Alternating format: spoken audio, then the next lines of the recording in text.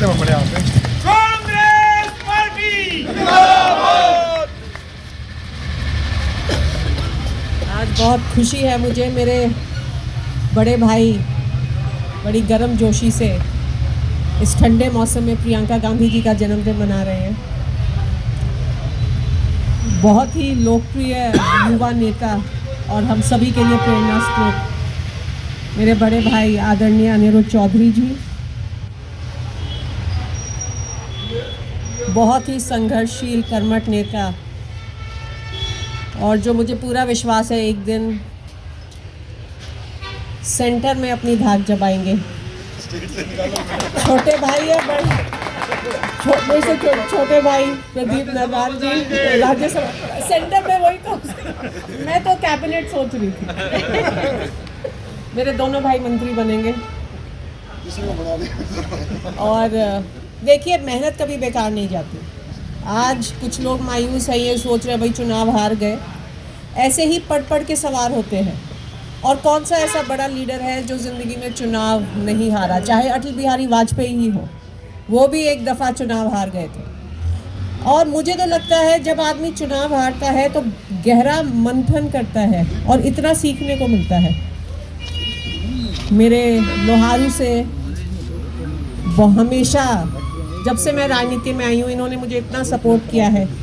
मेरे बड़े भाई साहब नरेंद्र गागड़वास जी, भिवानी शहर के ज़िलाध्यक्ष, और हमेशा हंसमुख रहते हैं, स्माइलिंग फेस है इनका हमेशा, भाई प्रदीप गुलिया जी। मेरी महिला शक्ति, मैं बहुत खुश हूँ आज बढ़ चढ़ के महिलाओं ने भी इतनी सर्दी के मौसम में यहाँ पार्टिसिपेट कर रहे हैं। बहन जी, आप लोगों को मैं देखती हूँ ना, तो मुझे कई बार कॉन्फिडेंस थोड़ा डाउन हो जाता है, पर उनको देख के फिर दोबारा मनोबल ऊपर चला जाता है, तो बहुत अच्छा लगता है। और आप लोगों से वैसे भी सीखने को बहुत मिलता है, क्योंकि इतनी अच्छी वक्ता हो आप बहन जी और वेणुबाला जी। आप सभी का मंच पर आसीन सभी सीनियर जो नेता हैं और मेरे सामने बैठे सरपंच, भूतपूर्व सरपंच, मेरे बुज़ुर्ग नौजवान साथियों, सबसे पहले तो आपको नव वर्ष की, मकर संक्रांति की बहुत बहुत शुभकामनाएं। मुझे नहीं लगता पूरे हरियाणा में कहीं भी इतनी धूमधाम से प्रियंका गांधी का जन्मदिन मनाया जा रहा है। ये बहुत ही अच्छी पहल है।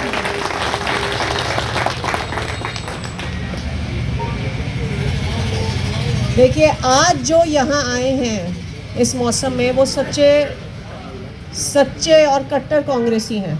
देखिए, जब आप सफल हो जाते हैं, दुनिया आपकी कोठियों पे आ जाती है, पर बुरे वक्त में जो आपके सच्चे साथी होते हैं, सिर्फ वही आपका साथ देने आते हैं। तो आप सब इन सच्चे कांग्रेसियों को तहे दिल से मनीषा सांगवान का प्रणाम। राहुल गांधी जी हों, प्रियंका गांधी जी हों, इनकी राजनीति जो बीजेपी के बड़े बड़े लीडर हैं उनसे बहुत अलग है, क्योंकि एक बड़ी ही आदर्शवादी सोच के ये लोग हैं। आजकल क्या ट्रेंड है, भाई जीतना चाहिए चाहे कोई हथकंडा अपना लो, पर राहुल गांधी जी की ये सोच नहीं है। वो सच्चाई के रास्ते पे चलकर ही जीत हासिल करना चाहते हैं। और आज हमारी दुनिया में, भारतवर्ष में ही नहीं, पूरी दुनिया में ऐसे सच्चे आदर्शवादी लीडरों की बहुत बहुत ज़रूरत है। प्रियंका गांधी जी का जो व्यक्तित्व है, उसमें एक ऐसा आकर्षण है कि वो अगर स्टेज पे जाके खड़ी हो जाए और कुछ ना भी बोले, फिर भी लोगों को अपनी तरफ आकर्षित कर लेंगी।